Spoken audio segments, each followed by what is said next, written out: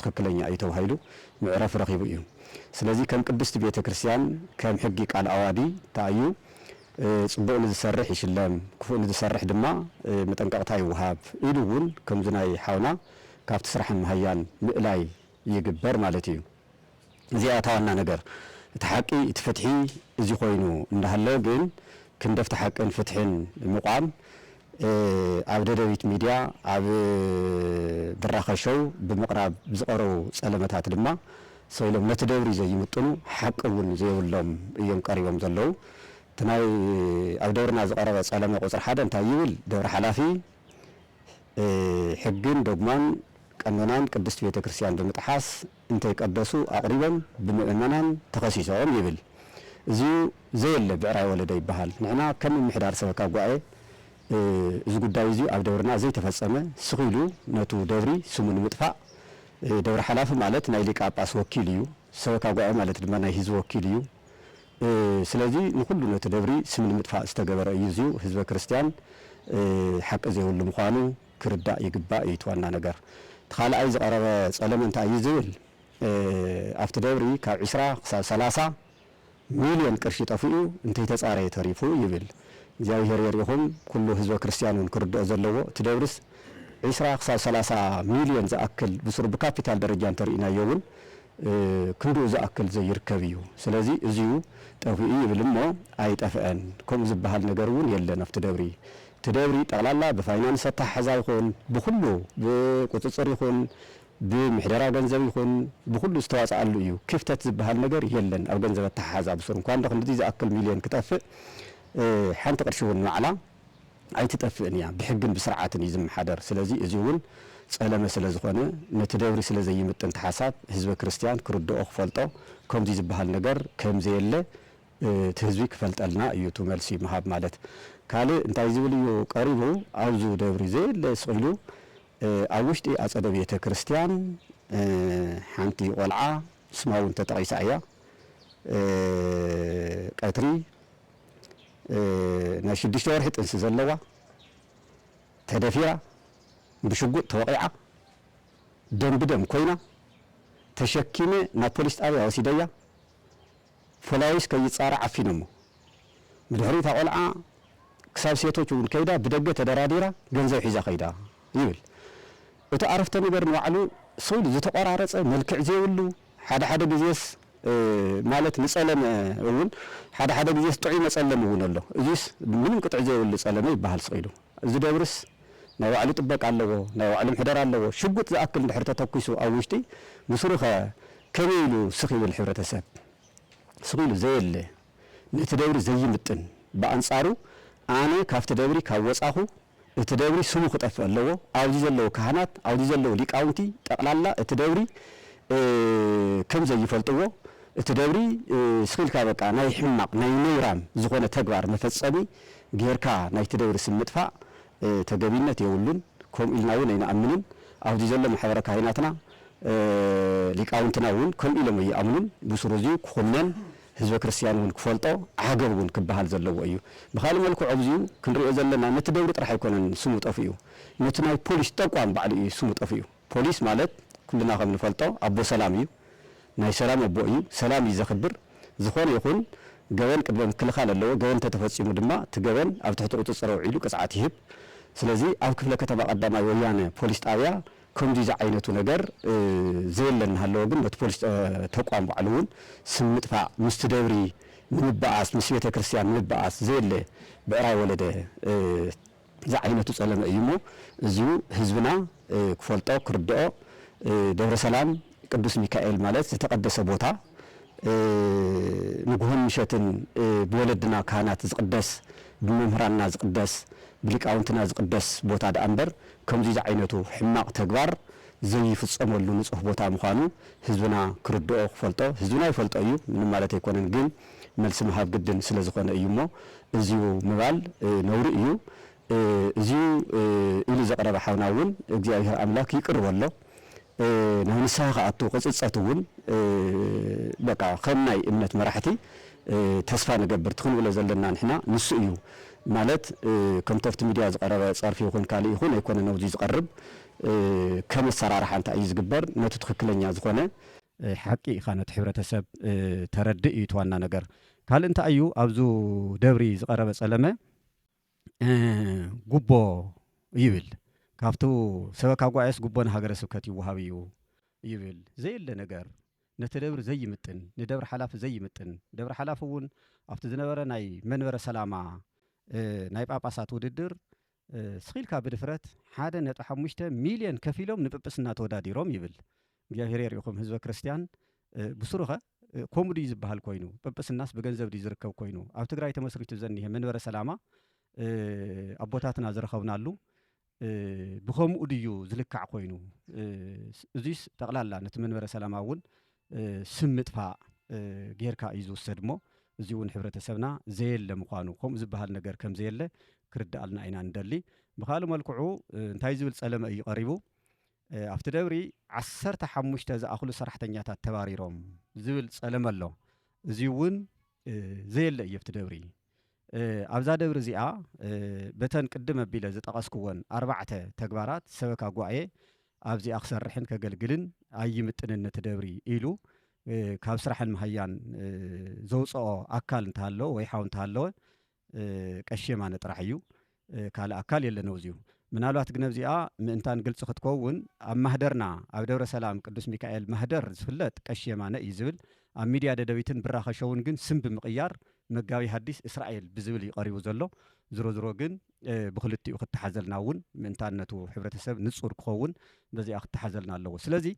15 ዝኣኽሉ ሰባት ተባሪሮም ዝብል ዝተባረረ የለን ብጀካ ቀሲስ የማነ እያታ መልሳ ኣብዚ ኣብዚ ካልእ ዝተባረረ ኣካል የብልናን ዝተባረረ ግን ቀሲስ የማነ እዩ ሳተን እውን ብሕማቕ ተግባራት እምበር ብኻልእ ኣይኮነን እሱ ድማ ብፍትሒ ብርትዒ ምክንያት ቃል ኣዋዲ ብዝእዝዞ መሰረት እዩ ስኢልካ ሰብ ኣይባረርን ብጥፍኣት ግን ክባረር ይኽእል እዩ ብፍላይ ኣብቲ ኣምልኮ ዝተፈጸመ ድፍረትን ነቲ ቤተ ክርስቲያን ዘይመጥን ነቲ እምነት ዘይምጥን ኣካይዳ እዚኡ እንዲያውም ኩሉ ሰብ ክኽንኖ ዘለዎ ጠቕላላ ብእምነትና ክትግበር ዘይግብኦ ተግባር ስለ ዝኾነ በዚ እዩ ተዋሪሩ ካልእ ኣካል ግን ዝተባረረ ከም ዘየለ ኣብ ደብርና ኩሉ ህዝበ ክርስቲያን ክርዳኣልና ንደሊ ካልእ እንታይ እዩ ተባሂሉ ደብሪ ሓላፊ 50 ዝኣኽሉ ቤተሰቡ ቆፂሩ ይብል ቤተሰብ ማለት ብክርስትና እምነት ቤተሰብ ብኡ ክንትርጉሞ እንድሕር ኮይና ብናይ ክርስትና እምነት ቤተሰብነት ዝብል ስኻልእ መልክዕ እዩ ቦቲ ዝቐረበ ስግ እንታይ እዩ ቤተሰብ ስጋ ንማለት ይመስለኒ እሱ ግን ኣብ ባይታ ዘየለ ሓቂ ዘይኮነ ኣብ ደብረ ሰላም ቅዱስ ሚካኤል ሲ ኣብዚ ዘኒሄ ሰራተኛ ብምልኡ መምህራንና ካህናትና ዲያቆናትና ካብ ጥበቃ ጀሚሩ ክሳብ መምህራን ክሳብ ዝለዓለ ኣካል ክሳብ ዝተሓተ ኣካል ዘሎ ብምልኡ መላእ ትግራይ እዩ እዚ ዘሎ ኣብዚስ ካብ ትግራይ መላእ ዘሎ ሕብረተሰብ እዩ ሕድሕድ ከባቢ ትግራይ ሰው ዘሎ ማለት እዚኣስ ንእሽተይ ትግራይ ተባሂላስ ክትውሰድ ትኽእል እያ ትረፍሞ ናይ ሓደ ደብሪ ሓላፊ 50 ዝኣኽለው እዚዩ ብስሩ መላእ ትግራይ ዝወከለ ሰራሕተኛ እዩ ዘሎ እዚዩ ማሕበረ ካህናትና እንተሪኢና ዲያቆናትና እንተሪኢና መምህራንና እንተሪኢና ካብ መላእ ከባቢ ከከም መጻጽኡ ከከም ሞይኡ ከከም ግዜኡ ከከም ዕድሉ ኣትዮ እዚ ዘገልግለሉ ኩነታት እዩ ዘሎ እምበር ቤተሰብ እዩ ተቆፂሩ ዝብል እዚዩ ትክክለኛ ዘይኮነን ዝተሳሓሓተን ስለ ዝኾነ ነቲ ደብሪ እውን ስለ ዘይምጥን ብሓፂሩ እዚዩ ክኹነን ዘለዎ ህዝበ ክርስቲያን እውን ተጋጊኻ ክብሎ ነዚ ሓውና ናብ ንስሓ ክምለስ ክፅፀት ሕብረተሰብ ኩሉ እውን ክነግሮ ከም ዘለዎ እዚዩ መልእኽትና ክንሕልፍ ንደሊ ካልእ ሃለቃ ፍስሓ ኣብ ደደቢት ዘቕረቦ ኣብ ደብረ ሰላም ቅዱስ ሚካኤል መፂና ተኣኪብና ፖሊስ መፂኡ ኣሲሩ ወሲዱና ዝብል ሓሳብ ቀሪቡ ኣሎ ሓሳብ ትክክል እዩ ተወሲዶም እዮም ግን ንምንታይ እዮም ተወሲዶም እዩ ኣብ ደብረ ሰላም ቅዱስ ሚካኤል ካቴድራል ቤተ ክርስቲያን ሰብ ክእከብ እንድሕር ኮይኑ መጀመርያ ደብሪ ሓላፊ ክፈቅድ ኣለዎ ፍቃድ ክህሉ ኣለዎ ንምንታይ እቲ ኣኼባ ተደልዩ ፍቃድ ክፍቀድ ኣለዎ ምክንያቱ እቲ ኣኼባ ንሰናይ ተግባር ዝተዋኣሱ ንምዕራቅ ዝጸገሞም ንምትሕግጋዝ ቤተ ክርስቲያን ንምስራሕ እንድሕር ኮይኑ ይፍቀድ ጸገም የውሉን ካልእ ኣጀንዳ እንድሕር ኮይኑ ግን ኣይፍቀድን እዚ ቅዱስ ቦታ ስለ ዝኾነ ብዝኾነ ይኹን መለክዕ ግን እንታይ ዝግበር ዝኾነ ይኹን ኣካል ኣብዚ ክእከብ እየ እንተኢሉ መጀመርያ ናብ ደብረ ሓላፊ የመልክት ደብረ ሓላፊ ኩነታቱ ርኡ ይፈቅደሉ ብኡ መሰረት ድማ ቅድስት ቤተ ክርስቲያን ናይቲ ሕብረተሰብ ስለ ዝኾነት ኣብዚ ኮይኖም ኣኺብኦም ከሳልጡ ይኽእሉ እዮም ኣብቲ ሽዑ ዝነበረ ኩነታት ግን እንታይ እዩ ፖሊስ መፅኡ ንምንታይ ተኣኪብኩም ክብሎም እንተሎ ስራ ሃገር ኢና ክንመክር ዝብል መልሲ እዮም ዝሃብዎ እሞ ስለ ሃገር ትመክሩ እንተኮይንኩምማ እዚ ናይ መንግስቲ ኣጀንዳ እምበር ናይ ቅድስት ቤተ ክርስቲያን ኣጀንዳ ኣይኮነን ዝብል እዩ ትሽዑ ዝተዋሃበ ንዓኣቶም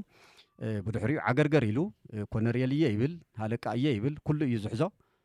ዝሮ ዝሮ ፍቲ እምነት እውን ያን ያክል ብዙሕ ኣይኮነን ከም ንሪኦ ድፍረት እኒሄ ቤተ ክርስቲያን ድፍረት እኒሄ ኣቦታት ድፍረት እኒሄ ኣማኒ ከምኡ ይገብርን ክሳብ ክንድኡ ነቦታት ኣይደፍርን ክሳብ ክንድኡ ንቅድስቲ ቤተ ክርስቲያን ኣይደፍርን በቲ በለ በቲ ግን ስሕተት ስለ ዝኾነ ትሽዑ ዝነበረ ኣጀንድኦም እንታይ እዩ ነይሩ ይፈለጥናዮን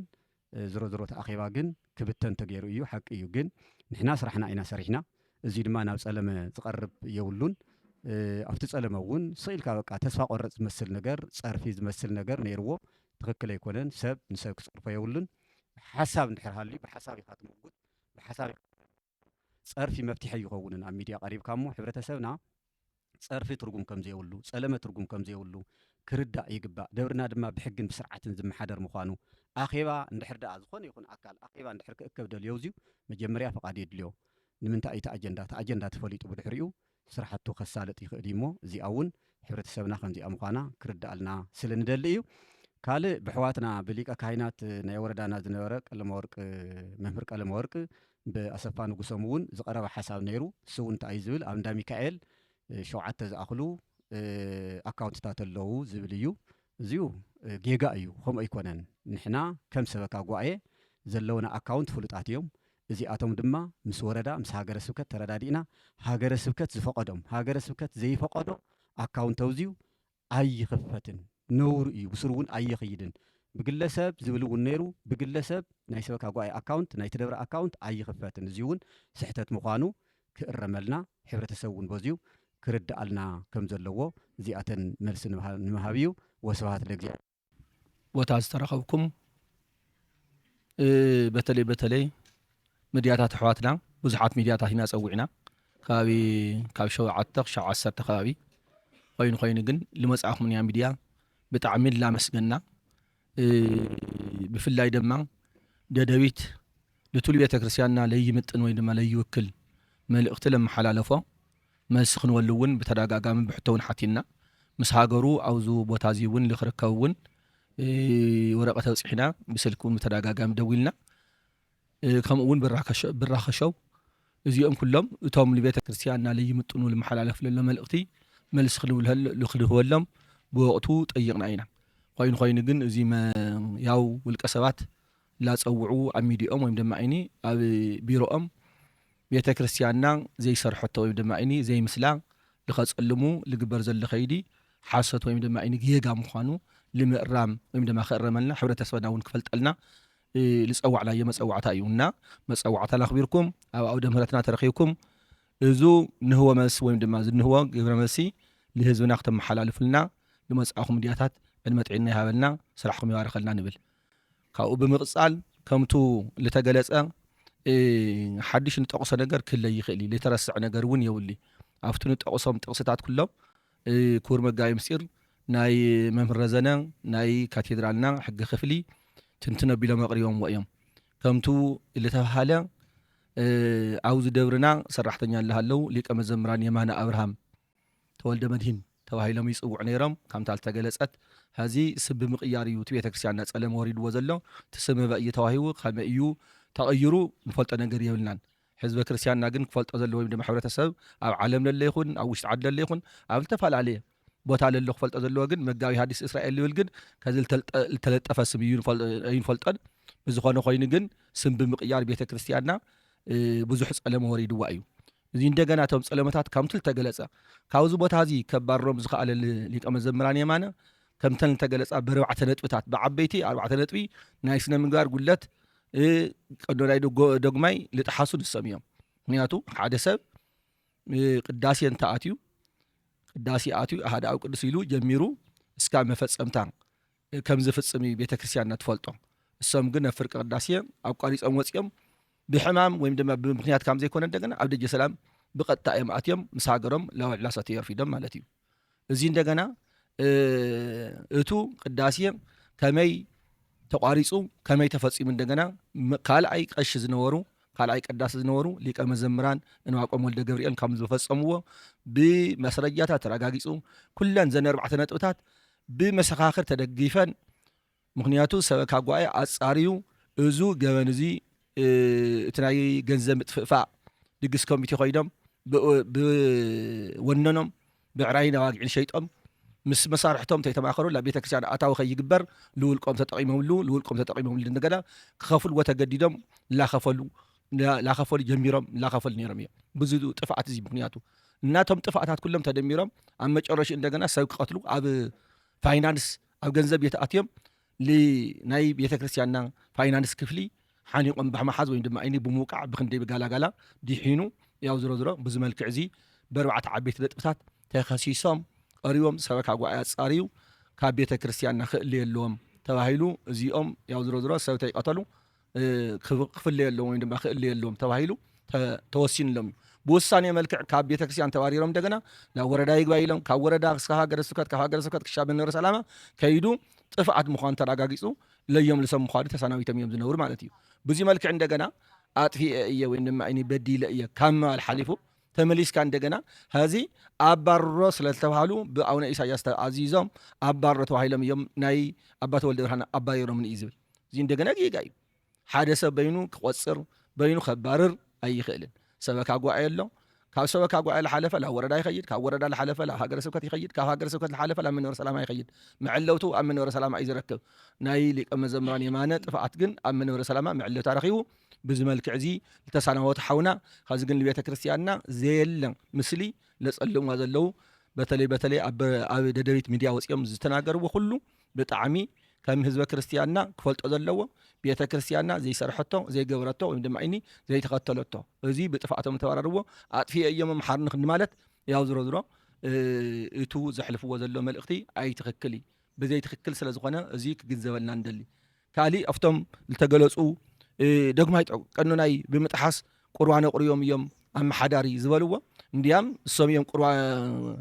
ዶግማይ ቀኖናይ ጥሒሶም ቅዳሴ ቋሪጾም ዝወፁ እምበር ካሊ ዶግማይ ቀኖናይ ጥሓሰ ኣብ ቤተ ክርስቲያንና የለን ሸምካለ ኣመሓዳሪና ማንም ሰውን ክሻብ ከዚ ዶግማይ ቀኖናይ ጥሒሱ ዝተባረረ ወይ ድማ ኣይኒ ልወፀውን የለን ከምኡውን በተመሳሳሊ ከምትል ተገለጸ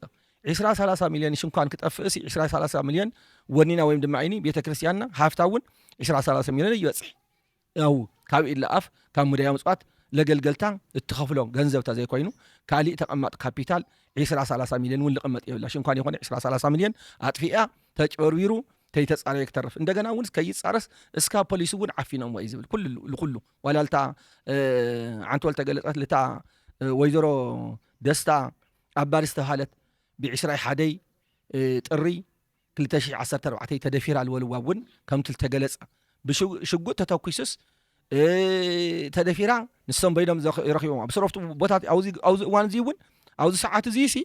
ተሓሳስ ተዋሪሮምስ 21 ጥሪ መጽኦም እዚ ከጻርዩ ልኽኣሉ ምክንያት በገይሮም እዮም ረኺቦም እዚ ኮነ ተባሂሉ በቃ ለመጸለምታ ልቀረበ ተለይ ኮይኑ ኣብ ቤተ ክርስቲያንና ክልተ ዋርድያ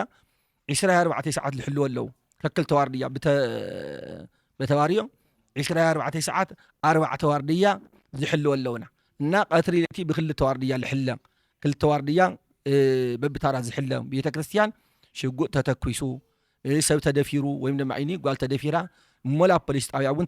ተወሲዳስ እቲ ፖሊስ ውን ዓፊኑ ሒዝዎ ብድሕሪኡ ገንዘብ ተዳራድያ ወሲዳ ልበሃል ነገር እዚ ካብ ሓቂ ዝረሓቐ ምዃኑ ህዝቢ ክርስቲያንና ክፈልጠልና ንደሊ ካሊእ ከም ተገለጸ ቤተ ክርስቲያንና መንበረ ሰላማ ክቋቁም ተሎ ልቅንዕና ለመንፈሳዊ ኣገልግሎት እቶም ኣቦታትና ዝነበሩ ውሕዳት ዝነበሩ ኣቦታት ተወሳኽቲ ገይሮም ቤተ ክርስቲያንና ብቅንዕና ክትግልገል ቤተ ክርስቲያንና ዝነበራ መንበር ክትምልስ ብቅንዕና መንፈሳዊ ስራሕ ክስርሐሉ እምበር ጉቦ መቀበል ወይም ድማ ኣይኒ ለጵጵስናስ ጵጵስና ለክትረክብስ ጉቦ ከፊልካ እሞ እንደገና ትኽክፈል ጉቦ እውን ኣብ ኢድ ሓደ ሰብ ከኣት ዘይኽእል ምክንያቱ ኣብ ሓደ ነጋዳይ እኳ ክርከብ ዘይኽእል 1.5 ኣብ ሓደ መነኩሴ ወይም ድማ ሓደ መናን መነኩሴስ 1.5 ሚልዮን ሂቦም ለጵጵስና ተዋዳዲሮም እዚ ካብ ሓቂ ረሓቐ መን ይቅበል መን ይህብ እዚ ስቁኢሉ በቃ ክበሃል ዘይግብኦም ግን ነውሪ ካለይ ምፍላጥ ብጣዕሚ ስቁኢሉ እንድሕር ሓደ ግዜ ጸለመ ጀሚረስ كل بقى اسقيل كاتقللا لولو قدردير لمنزراب ويم دما لمنغار لتخيد خيدنبر كاب حق زرحق مخاني إنا كان بيت كريستياننا مانم كاب بيت كريستياننا زوص ነገር የለ ካብ ግሎም እውን ክንዚ ለአክል ምክንያቱ ክዋዳደሩ ኽኢሎም እዮም መነኩሲ እዮም ብቁዕ እዮም ብቃዓት ኣለዎም ያው ዝረዝሮ ኣብ ቤተ ክርስቲያንና ብብቃዓት ወይ ድማ አይኒ በስነ ስርዓት እዮም ዘመሓድሩ እንደገና ላፍታ ዓብይ ደረጃ እውን ክወጽሑ ግድኒ ጽባሕ ክወጽሑ እዮም ክወጽሑ እዮም ትማል እውን ተዋዳዲሮም እዮም ተዋዳዲሮም እንደገና ብደረጃኦም ያው ኣምንታይ ደረጃ ከም ዝተረፉ ማንም ሰብ ይዝፈልጦ እና ብዝኾነ ኮይኑ እዚ ልባሃል ዘለ ግን ካብ ሓቂ ረሓቕ ምዃኑ ክርድአልና እንደሊ ካብኡ 15 ሰብ ተባሪሮም ዝተባሃለ ከምታ ዝተባሃለት እያ ተገሊጻ እያ በቃ ትልተገለጸ ኢላ እንደግብ ዘለና ክልተ ሰለስተ ሰባት ተዛሪቦም ወስ ሓቂ ይኸውን ልምባል ናይ ወንጀል ቃል ልምፍጻሜና ሰለስቲና ንናገር ወይም ድማ አይኒ በዚሕና ክንናገር ንኽእል ዘለና እምበር እታ ብመጋቢም ጽድ ሓለፈት ንሳ እያ ሓደ ሰብ ብጥፋኣቶም ንሶም ተባሪሮም ኣለው ለጥፋእ ሰብ እንደገና ቤተ ክርስቲያንና ብቃል ኣዋድ መሰረት ብጥፋኣት መሰረት ክባረር ከም ዘለዎ ሕግ ቃል ኣዋድ ይድንግግ ወይም ድማ አይኒ ቱ መንበረ ሰላም ዘውጽ ሕግውን ሕገ ቤተ ክርስቲያንና ይድንግግ ምክንያቱ ሰብ መጀመርያ መጠንቀቕታ ይወሃቦ ምኽሪ ይወሃቦ መጀመርያ ካልኣይ መጠንቀቕታ ይወሃቦ ሳልሳይ ና መጨረሻ ና መወዳእታ መጠንቀቕታ ተዋሂቦ ድሕሪ ዝተወሰነ ግዜ ጥፋኣቱ ክበዝሕ ተሎ ወይም ድማ ከካም ጥፋኣቱ እውን ብሓንቲ ጥፋኣቱ እውን ክባረር ይኽእል እዩ ምክንያቱ ካብ ቅዳሴ ቋሪጽካ ሙጻእ ዝዓቢ ገበን የለይ ብቤተ ክርስቲያን ደረጃ ክረአ ተሎ እናዚ ስለዝኾነ ይውን ክሻ መንበረ ሰላም ወፂሑ ዋ ቅዳሴ ቋሪጽካ ወፂኻ ሳብ ደጀ ሰላም ላልዓኻ ተረፍድ ብምንታይ ምክንያት ተባሂሉ ብዙም ዓቀን እዚ ያው ዝሮ ተባሪሮም ዝዓረፉ እዮም እና ሓደል ተዋረሩ ንሶም እዮም ካሊእቱ ልዕሊ 50 ዝኣኽሉ ቤተሰቦም ቆፂሮም ክበሃል ተሎ ዋ ብሱሩሲ በቃ ዛ ቤተ ክርስቲያንስ ና ቤተሰብ ወይም ድማ አይና ስጋ ዝምድና እያል ማልኮይ እንዲያም ቤተ ክርስቲያንና ካብ መላእ ኢትዮጵያ ያ ኣመሓዲራት ነበር ምክንያቱ ወለድና ካብ መላእ ኢትዮጵያ ዝርከብ ሕብረተሰብ ወይም ድማ አይኒ እዚ ብቋንቋ ዘይፍለ እንዲያም ትግራዋ ኢኻ እዚ ኢኻ ዘይባሃለሉ ኣብ ቤተ ክርስቲያንና ዘሎ ምሕደራ እዩ ብሞይኡ ጥራሕ ኣብዚ ቦታ እዚ ሞያ ተማሂሩ ብሞያ ዓውዩ ብሞያ ተዋዳዲሩ ዝቁጸር ሰበካ ጓየ መልሚሉ ላብ ሃገረ ሰብከት ይሰድድ ሃገረ ሰብከት እንደገና ረቋሕ ሰዲዱ ብረቋሕ መልክዕ ላዋዳደረ ልቆጽር ወይም ድማ አይኒ ለምሓድር ቤተ ክርስቲያን በይ ብግሉ ዝቆጽር ሓለቃ የለ ብግሉ ዝቆጽር ሰበካ ጓየ የለ ሽምኳን ሓለቃ ሽምኳን መሓዳሪ ሰበካ ጓየ እውን በይኑ ክቆጽር ዓቅሚ ይሁሉ ወይም ድማ አይኒ ደረጃ ይፈቅደሊ ልልምልከተ አካል ምስ ሃገረ ሰብከት ምስ ወረዳ ተናቢቡ ተራዳዲኡ ረቋሕ ምስተዋሃው ኣመዛዚኑ ከም ዝቆጽር እዩ እዚ ግን እንዲያም ዝሰራሕተኛ እዚ ብሙልእስ ካብ 50 ተወሰነ ኢል ሓልፍ ማለት እዩ እቱ ሰራሕተኛ ኣብዝሑ እንደገና ካብ ሽማግለ ጀሚሩ እስካብ ማእኸለዋይ ዘሎ ለቅድሚ ክብር መልአከ ሰላም ኣባ ተወልደ ብርሃን ተቆፂሩ ዝጸንሐ እዩ ትልበዝሕ ማለት እዩ ተወሰነ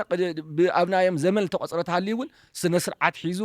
ብናይ ቤተ ክርስቲያንና ረቋሕ መሰረት ሃገረ ስብከትና ብዝፈቀደሉ ተዋዳዲዩ ዝቁጸር እምበር ብውልቅ ወይም ድማ ብቤተሰብ ዝቁጸር ከም ዘይብልና ሕብረተሰብና ኣብ መላእ ኣብ ወጻእለለ ይኹን ኣብ ውሽጢ ዓድለለ ይኹን ክግንዘበልና እንደሊ ካሊእ ያው ዝሮ ቱ ኣብዝሓ ብብዙሑ ተገሊጹ እዩ ቱ ብወረዳና ወረዳ ደቡብ ሰራሕተኛ ዝነበሩ ሕዋትና ዝሕለፍዋ ከም ተገለጸ እውን ንሕና ኣካውንትና ፍሉጥ እዩ ሰለስተ ኣካውንቲ ኣለና እዚ እውን በሃገረ ስብከትና ብወረዳና ዝፍለጥ እምበር 7-8 ኣካውንት ናይ ቤተ ክርስቲያንና የብልናን እዚ ስቁኢሉ ካብ ሓቂ ረሓቕ ብውልቀሰብ ዝተባሃለ ምናልባች ኣብ ካልእ ተጠቀሰ እውን ኣሎ ለኣና እውን ልመስል ኮይኑ ስለልተሰምዐና ብውልቀሰብ ልንቀሳቀስ እውን የብልናን ብ7-8 ኣካውንት እውን የብልናን ሰለስተ ኣካውንት ግን ብሕጊ ዝፍለጥ ኣካውንት እዩ ዘለና ማንም ሰብ ያው ሰበካ ጓየ ተፈራሪሙ ወይም ድማ ሰበካ ጓየ ለቀመጦም ኣካላት ፈረም ተባሂሎም በመሓዳሪና ብምክትል ብሳልሳይ መንቀሳቀሲ ሰለስተ ሰባት ተፈቂድሎም ለንቀሳቀሱ ወንበር ልንቀሳቀስ ወይም ድማ አይኒ ተኸፈተ ኣካውንት የብልናን ቅዱስ ቤተ ክርስቲያንና ደብረ ሰላም ቅዱስ ሚካኤል ካብቶም ኣብ መቐለ ዘለው ዓበይቲ ኣድባራት ሓደ ኮይኑ እዛ ቅድስቲ ቤተ ክርስቲያን እዚኣ መምርሕን ኣመራርሓን ተይተፈላለዩዋ ካብ ኣበው ሊቃነ ጳጳሳት ክሳብ መምህራን ተፍሪ ቤተ ክርስቲያን ስርዓታ ሃልያ ስርዓተ ሕልያ እትኸድ ቤተ ክርስቲያን ማህበረ ካህናትን ማህበረ ምእመናንን ተደራጀወ ኣገልግሎታ በኣና መርሐ ብሰበኻ ብቃለ ኣዋዲ ማለት እዩ ገንዘባ ምእመናና በብግዚኡ እናተመዝገቡ በዝሖም እናተፈለጡ ሓልያ ትኸድ ቤተ ክርስቲያን ብኡመጠን እውን ሃፍቲ ቤተ ክርስቲያን ህጋዊ ብዝኾነ ሞዴል ሰብሲባ ኣብ ስራሕ ተውዕል ቤተ ክርስቲያን ብኦ መጠን እውን ህዝበ ክርስቲያን ዝምልከቶም ኣገልግሎት እትህብ ኣብ ስራሕን መሰራሕተኛን ትርኢ እንተለና እውን ብኣግባቡ ኣብዚ ዝኒኦ ሰራሕተኛ ካብ መላእ ትግራይ ብቻ ዘይኮነስ ካብ ኩሉ ዓዲ ከም ምዃንና ኩልና ብሓደ ምስክር ኢና ኣብ ቅድሚ ህዝቢ ኢና ዝኒሄና ኣብ ቅድሚ ቅድስት ቤተ ክርስቲያንና ዝኒሄና እና ቅድስት ቤተ ክርስቲያንና ዘለና ሓላፍነት እውን መምርሒ ተኸቲልና ክንሰርሕ ብመምርሒ መሰረት እውን ክንሰርሕ እውን ክንሰርሕ እውን ዜን ምግባር ተቐምጥ እኒኦ ስለዚ ካብዚ ተልዒልና ክንርኢ እንተለና ናይ ቤተ ክርስቲያንና ሃፍቲ ናይ ቤተ ክርስቲያንና ኣገልግሎት ናይ ቤተ ክርስቲያንና ምእመናን ብኣግባቡ ተሓልዮም ንኽኸዱ ሓደ ዓብይ ስራሕን ሓላፍነትን ኮይኑ ሰራሕተኛ ምቁፃር ብዝምልከት ክርኢ እንተለኹ ብቅድስት ቤተ ክርስቲያን ናይ ባዕላ መዋቕር ዘርጊሓ ካብ ኣጥቢያ ቤተ ክርስቲያን ክሻብ ሃገረ ስብከት እናለኣኸት ሰራሕተኛ ትምድብ ተመዲብ ፀንሐ እውን ብኣግባቡ ከም ገይሩ ዝኸድ ምዃኑ ምእመናና እውን ብኣግባቡ ዝግልገሉ ምዃኖም ኣብ ሰራሕተኛ ክትቆፅር እንተለና እውን መመዘኒ እናገበረት ብመመዘኒ መሰረት ተዋዳዲሩ እናመፀ ካብኡ እውን ካብ ቅድስት ቤተ ክርስቲያን መምህራንና እውን ብሃገረ ስብከቱ ባዕላ ቅድስት ቤተ ክርስቲያን እውን ብደረጃ እናቐመጠት እናሰርሐት እናደራጀወት እያ መፅያ ካብዚ ከምዚና እናሃለና ምናልባት ንሕና ሕዚ ሓላፍነትናን ሓለዋናን ሃይማኖት ንምሕላው ህገ ቤተ ክርስቲያን ንምሕላው ምእመናን ንምሕላው ኣብ ቅድስት ቤተ ክርስቲያን እያዶም ብዘይኮነ ካብ ቤተ ክርስቲያን መምርሒ ነቤተ ክርስቲያን ዝዋግኡ ተሃለው ካብ መምርሒ ወፃኢ ዝኾነ ምላሽ ንኽንህብ እውነቱ ንኽንምስክር ንሕና እውን ሓሰት ከይንሰርሕ ሓሰት እውን ከይንምስክር ተቐመጥና ኣካላት ኢና ንኻልኦት ሰባት ኩሉ ብዙሕ ነገር ንገር ኣብ ቅድስት ቤተ ክርስቲያን ብዙሕ ነገር መልክዑ ይኸድ እዩ ካብኡ ንሕና ክንኮይና ንግብኦ እውን እውነተኛታትን ናይ እውነት ሰባትን ኮይና ክንከድ እንተለና ኣብ ቤተ ክርስቲያንና ኣይትናወፅን ኣብዚ ሕዚ ግዜ ብዙሓት መናፍቃን ኢዶም ዝቐስሩላ ቤተ ክርስቲያን እያ በፂሓ ዝኒአና ነዚ እምነት እዚ ምላሽ ክህብ ዝኽእል ምሁር እዩ ዘለዋ እዛ ቤተ ክርስቲያን ብኩሉ ዓይነት 4 ዓበይቲ ጉባኤ ዘለዋ ቤተ ክርስቲያን ብኦ መጠን እውን ምሁራትን ለጋሳትን ዓበይቲ ምእመናን ዘለዋ ቤተ ክርስቲያን ብኦ መጠን እውን ምስ መዋቅራ ተይተፈላለየት ትኸድ ቤተ ክርስቲያን ዘለና ማህበረ ካህናት ኢና ዝኒአና ስለዚ እዚ እዩ ካብኡ ሓደ ብዘይ ኣግባብ ከም ዘይቁፀርን ብደረጃ ዝኸድ ምዃኑን ብምዃኑ እዚታት ባዓልትና እቲ መዋቕር ክንሪኦ እንተለና ህግና ህገ ቃል ኣዋዲ ሒዝና ቀኖና ቤተ ክርስቲያን ተኸቲልና ብኡ ዝምራሕ ምዃኑ ዝኸይድ ምዃኑ እዚ ኩሉ ህዝበ ክርስቲያንና እውን ባዕሉ ሰበኻ ጉባኤና እውን ከምዚ ዝበለ ምዃኑ ገሊፅና ንምኻድ እዩ ኣብዚ ማእኸል እዚ ፀገም የጋጥም እዩ ኣየጋጥምን ይበሃል የጋጥም እዩ ምናልባት ናይ ሊቀ መዘምራን የማነ ናብዚ ቅድስት ቤተ ክርስቲያን እዚ ክመፁ እንተለው ፀገም ኣጋጢምዎም ኣብ ካልእ ቤተ ክርስቲያን ፀገምኩም ናይ ቤተ ክርስቲያን ሰብ እዮም ውላድ ኣለዎም በዓልቲ ገዛ ኣላቶም ስለዚ ናይ ካልእ ዝነበሮም ፀገማት ተስተኻኺሎም ኣብዚ ክመፁ እሞ ኣብዚ እውን ፅቡቕ ኣገልግሎት ኮይኖም እናገልገሉ ክነብሩ ከም ተላኹ ዝክር እዚኣነ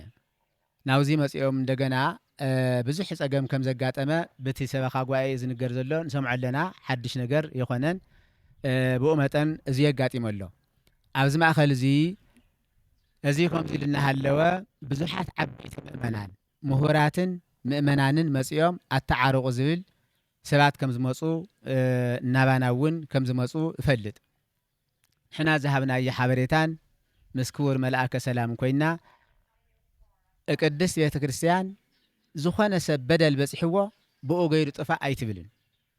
ብኡ ገይርካ ጥፋእ ኣይትብልን ነገር ግን ጥፋኣትካ ኣሚንካ ንስሓ ኣቲኻ ናብ ንብርካ ተመለስ ናይ ቤተ ክርስቲያን ስርዓት እዩ ሓደ ሰብ እንተበዲሉ ደረጃታት ኣለዎ መጀመርያ በይንኻ ካልኣይ ጓደኛ ጌርካ ሳልሳይ ንቤተ ክርስቲያን እዚ ዝብል ጉዳይ ኣሎ ሓውካ እውን ክብድል እንተሎ ክንደይ ግዜ እዩ ክብድል ትበሃል እንተሎ 7 ግዜ ድዩ ዝብል ጥያቄ ከም ዘሎ ኩላትኩም ምሁራት ትፈልጥዎ ኢኹም 7 ግዜ ይኮነን ዓበይቲ ሰባት መፅኦም ኣብዙ ኢና ተቋረፀ ካብዚ ህዚና ንሰምዖ ኣለና ሕዚ እውን እንተኾነ እዚ ተገይሩ ሓውና ይጥፍኡ ኣይንብል ከም ቅዱስ ቤተ ክርስቲያን ናብ ንብሮም ንኽምለሱ ኩልና ክንመክር ኩልና ክንምዕድ ንስሓ ክገብሩ ደቀም እውን ክዕብዩ ምስ ወለዶም እውን ክተዓረቑ እዚ ናይ ቤተ ክርስቲያን ምኞትን ትምኒትን ምዃኑ እዚ እያ ኣነ በቤተ ክርስቲያን ደረጃ ክነቕምጠሉ ንኽእል ብመሪሕነት ብኣንድነት ተመኻኺሩ ዝሰርሕ ካህን እዩ ዘለና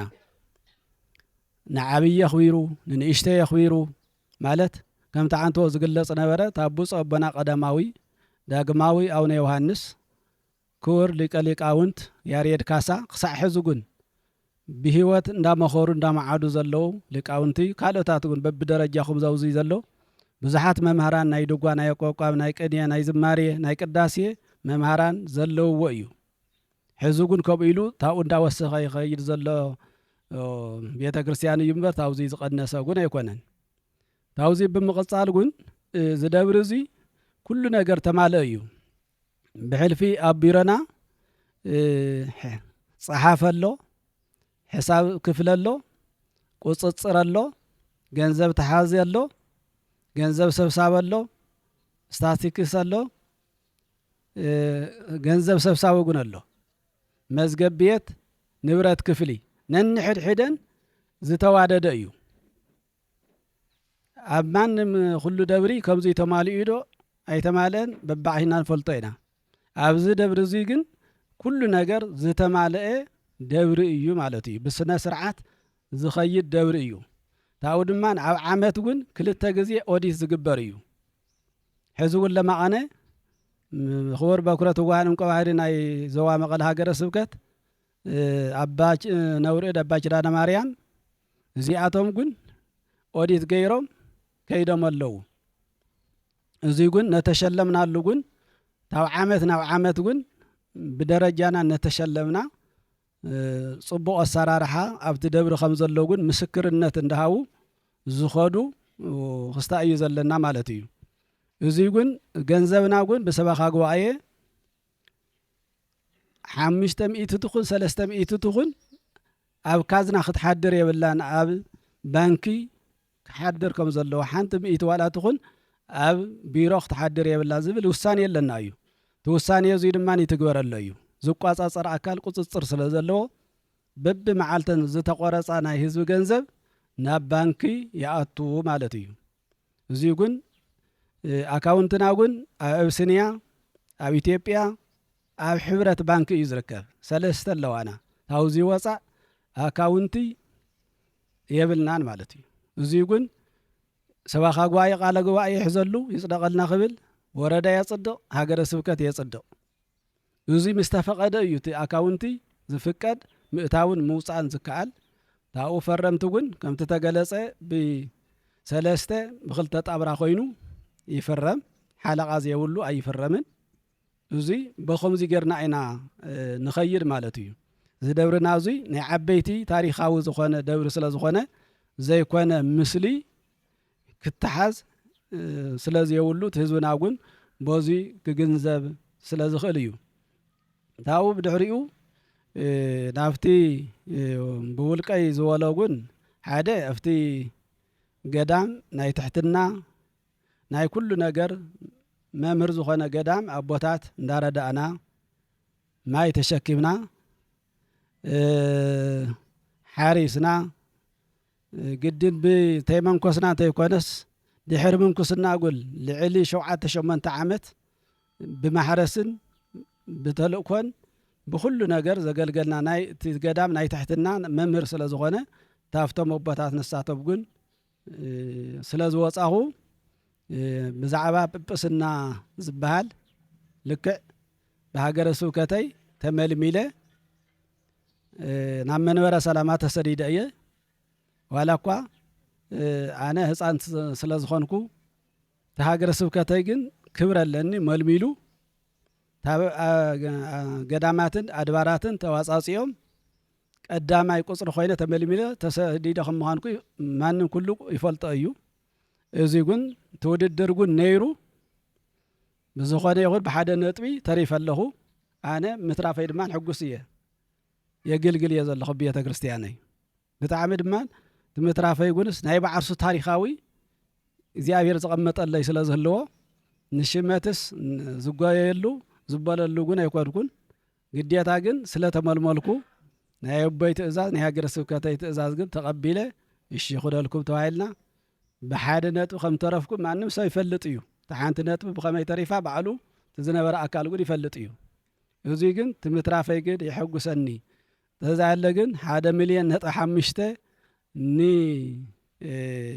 በበስና ከፊሉስ ዝበሃል ጻዕዳ ሓሶት እዩ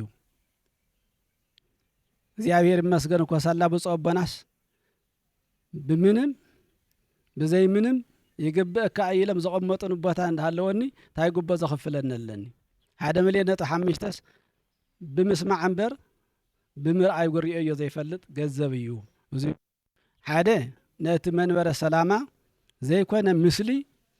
ከምዚ ድዮም ብከምዚ ድዮም ሽዮም ዘለዎ ኢልካ ነቶም ዘለዎ ቦታትና ግን ምቁሻሽ ነቲ ህዝቢ ትግራይ ግን ምቁሻሽ እዩ በቃ ኒ ዘይተረድኦም ሰባት ግን ከምኡ ገይሮም ንኽምክሩ ግንዛብ የዝህብኩም ስለዝኾነ ትክክል ኣይኮነን ኣይናይ ቦታተይን ኣይሓስወን ግን ኣቦታትና በበስና ክባሃሉ ተለው ኣካለም የጉድሉ ናብ ዱር ይጠፍኡ ናብ ካልእ ይኸዱ እምበር ከምዚ መሰሉ ተሸይሙ ሰሚዕና ርኢና ግን ኣይንፈልጥን ተቦታትና ግን ተመልሚሎም በፂሕዎም ተሓርዮም ተቐሚጦም ኣለው በዚእና ንኣምን ሃይማኖትና እዚ እዩ እምበር ብገንዘብ ተሰመ ጳጳስ ግን የለን ክሽየም ዝብል ግን ቅድሚኡ ግን ኣይነበረ ንበዝሕ እዚ ግን ኣይህሉን እዩ ኣብቲ እግዚአብሔር ዝፈቀደሉ ሰብ ግን በብደረጅኡ ክወፅሖ ይኽእል እዩ ታው ዘይቀደሱ ኣቕሪቦም ዝበሃል እዚ ጻዕዳ ሓሶት እዩ ጌጋ እዩ ንቤተ ክርስቲያንና ወየ መልሲ ታብ እሱ ስለስተዛረበ መስናሕና እንደግሞ ኣለና እምበር ትክክል ኣይኮነን እዚ ሊቃውንቲ ዘለዎ ቦታ ዓበይቲ ዘለዎ ቦታ እዩ እዚ ግን ታብ ሓቂ ዝረሓቀ ነትናቱ መሻፋፈኒ መዋዳደሪ ስለዝገበረ እዩ እምበር ትክክል ኣይኮነን እዚ እቲ ቤተ ክርስቲያንና ግን ተቆልዓ ግን ቀትሪ ድዩ ለይቲ ድዩ ንሱ ይጠየቀሉ ግን ናይ 6 ወርሒ ጥንሲ ግን ነይርዋ ተደፊራ ግን ይብል ትደማ ሓቢሰ ኣቢለ ናብ ጸጽታ ወሲደዮም ጸጽታ ግን ክቕበሉኒ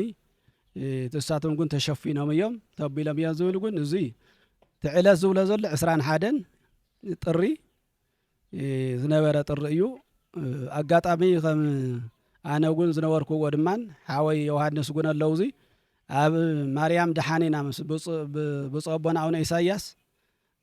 ዝናይ ሽረ ነበረ ተፈናቂሉ መነኩሴ ዝመጽ ዓዲ መንፈይቱ ሓለቃ ዘሎ ኣባ ዘሚካኤል ይባሃል ሊቀ ስልጣናት ገብረ ስላሴ ሄሰ ዮሐንስ ዓርሱ ግን ሽፈር ናይ በና ናይና ጉድ ጸሓፊ ኣውዚ ዘሎ ግን ኣው ኢና ሓዲርና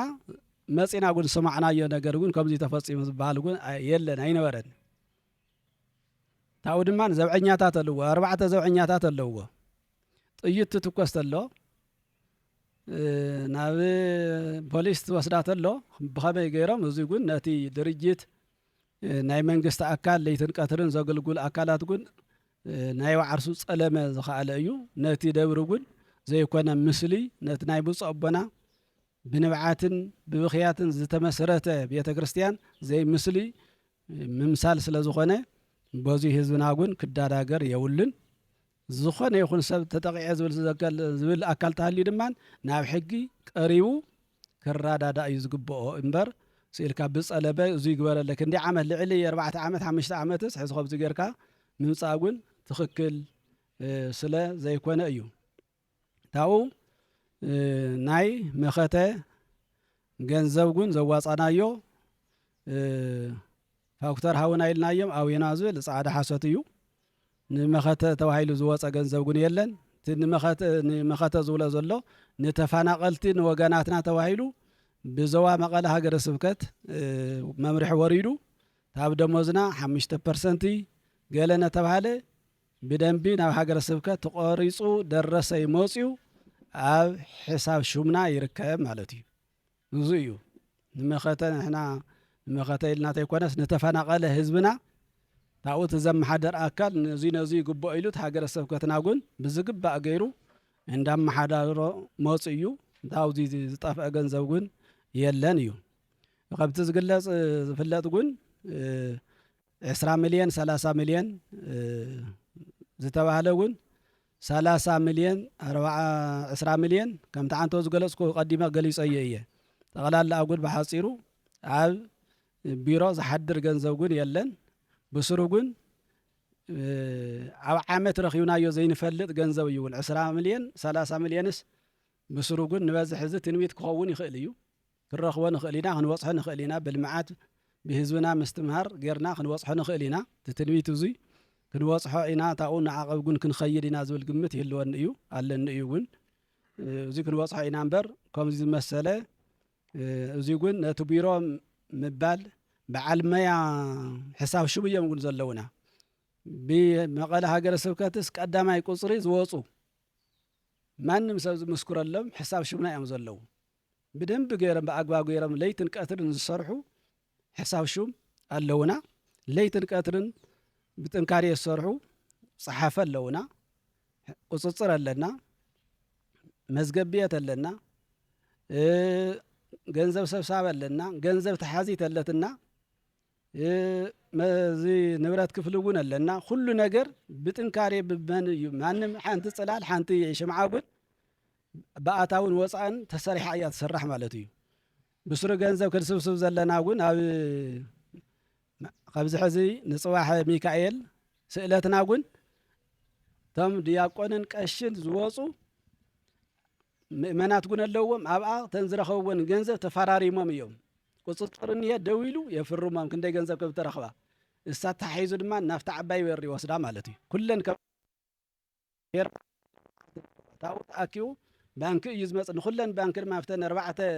ስእለት ድማ ባንክ ከፍዩ ዝብለን ባንክ ጉን ቆጺሩ ኣብኣ ፈሪሞ ናፍታ ናይ መጠረሽታ ዓባይ በሪ ስእለት ናብ ኣይወጽእ ማለት እዩ ኣብኣ ጉን ተፈራሪምና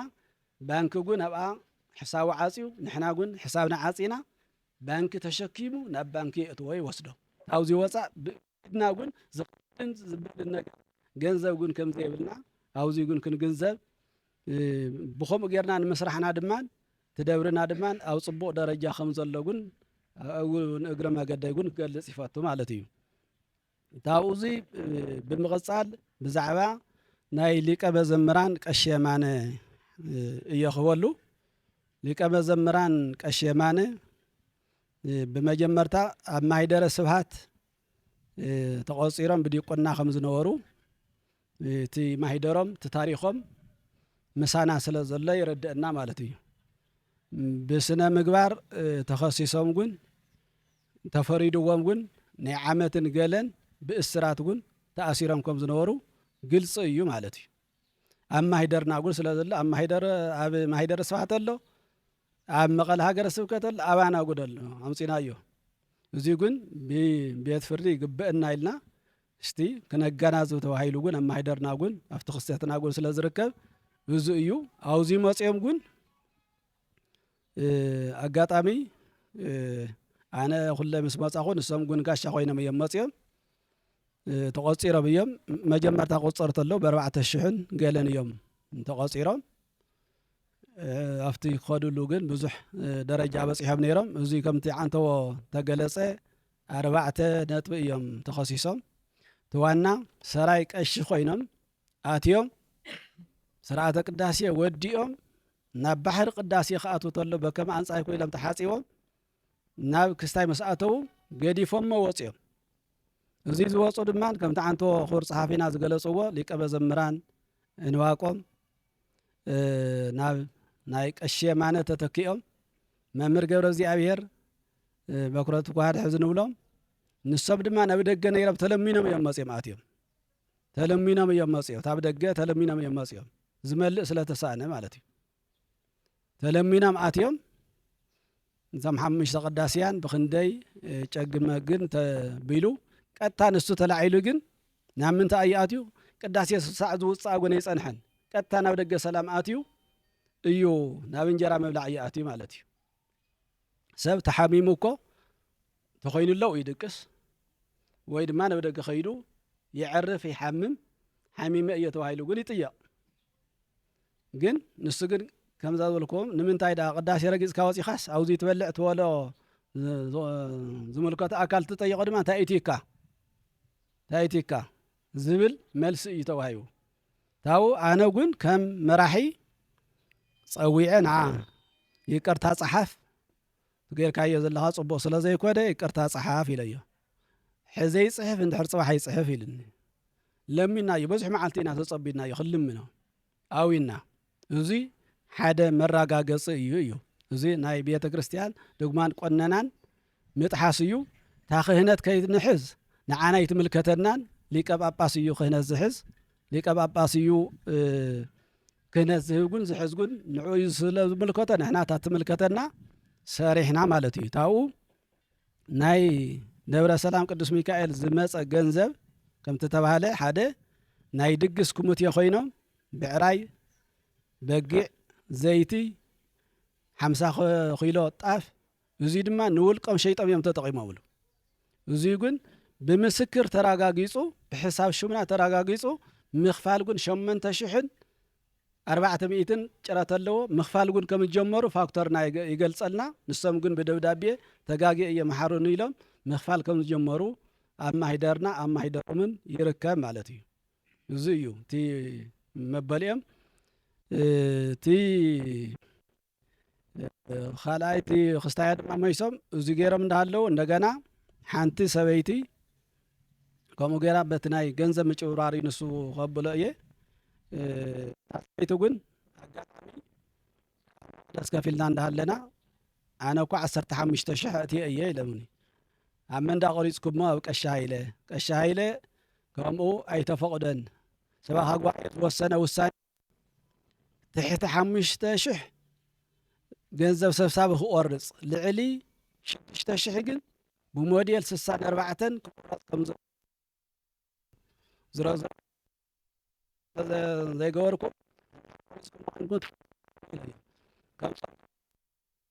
ንፅሓፍ ከይጠልመንስ ጠይቁ ሰብ ግን ፀሓፉ ግን ኣብዚኣ እኒው ጠይቆሞ እወ ቁሪፀ እየ ኢሎም ትጠየቕና ኣይተቆረፀን 15,000 ኣይተቆረፀን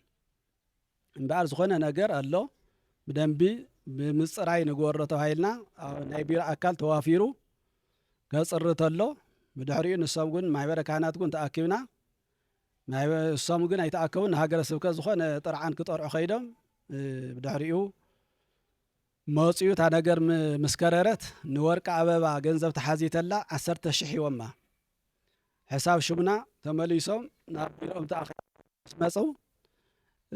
10,000 እኒሀ ናይ ቀሺ የማነ እንካ ቁረፅ ብሎ